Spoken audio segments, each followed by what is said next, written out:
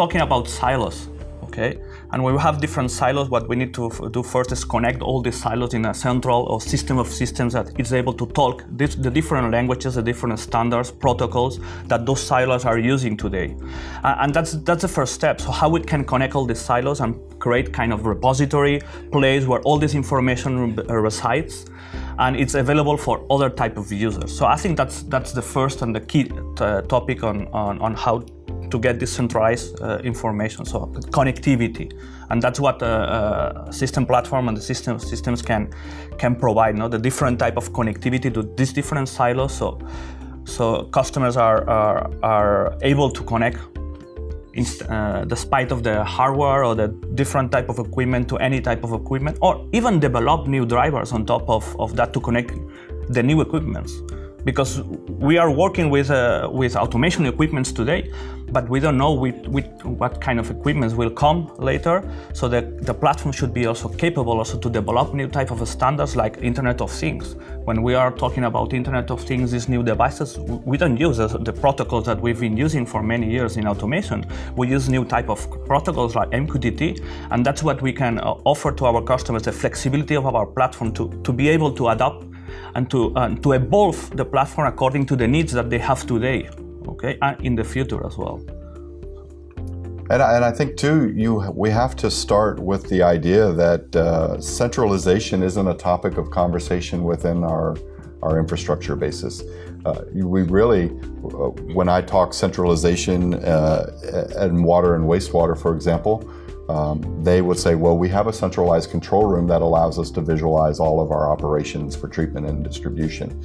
So depending on who you're talking to, centralization means many different things. When you're talking about infrastructure, particularly as it leads to smart cities, we have to have a strategy of where do we put a centralization repository within a city that has access to all of the siloed subsystems within that city. We certainly don't need to replicate all of the information from water and wastewater into this infrastructure platform.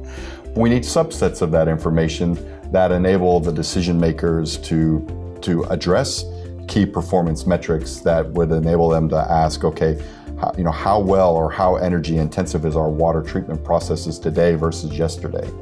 And then putting that information in context with, well, how hot was it yesterday? Did it rain yesterday? How did that affect our operations? And as you start talking about centralization, from a technology perspective, it's almost easier for us to have the conversation because we understand the technologies.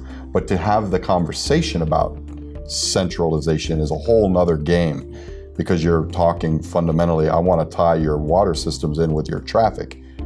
Why would we need to do that? Well, I'm sure there are business use cases for doing that, certainly. But like a force main breaking underneath a highway, for example, right? Tying in police systems and fire systems and water systems. And that's all of a sudden now that conversation about centralization becomes critical and people want to act on that. And this also is an important change of the game because in infrastructure we used to work with a very vertical silos, and our customers, cities, airports, trains, transportation, tends to do vertical tenders to get the solution. These vertical tenders are normally served by a vertical solution. And this is a really a change of main because we need to change to a new situation in which we need to think in the completely picture in an horizontal way. And this is a new challenge that the cities and the infrastructure in general have. That's right.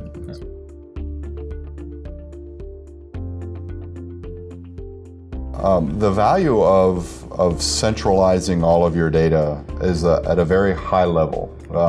You're talking about creating perhaps standards for an aging workforce or a shrinking workforce where you have to do more with less. The less manpower you have, the more you have to do and the more you have to create consistencies and standards throughout that workforce to enable them to do the job the right way every time. Right, and then also to continuously improve those processes. So while we've been very good at managing the efficiencies and the operations and the visualization and the data within the silos, there's a bigger picture that the cities really need to understand. So the value propositions can be maintenance efficiencies or shared maintenance practices from one silo to another. As an example, it doesn't make any sense for a wastewater treatment facility to have a different maintenance system and different maintenance practices than their water treatment and distribution facilities. So we're trying to consolidate that effort. We're trying to consolidate the technology. We're trying to give them the information that they need to create those efficiencies. And that's really what it is about. Efficiencies within the silos, make those silos the best possible silos they can be. And then across the silos, the key performance indicators that they need to be able to consolidate their workforce and do more with less. And saving that budgetary, being better stewards of the taxpayer, that's really where it's at for the municipalities. That gives them an opportunity to build more parks. And in addition, I would like to say that also synchronization is really important, because between silos you have to synchronize the operations. For instance, in the Barcelona airport, nowadays we have different silos: escalators, lifts, lights, air conditioning. But if a fire arises in some part, you need to stop the air conditioning, to put the lights on 100%, to open the doors, to send the lifts to the ground floor, open the doors, and don't allow anybody to push any button, etc., etc. Those are really important features to synchronize between the different silos. Yeah. And customers, I like this example in the airport, they cannot do if they don't have the control of their assets, the control of the silos. So first step is on our value proposition is give to the end users the control of their assets and their silos, so they feel comfortable that they can play and they are flexible with those assets. And on top of that, they can start creating all these standard operating procedures. Other cases, for example, when there is water in an airport, what happens?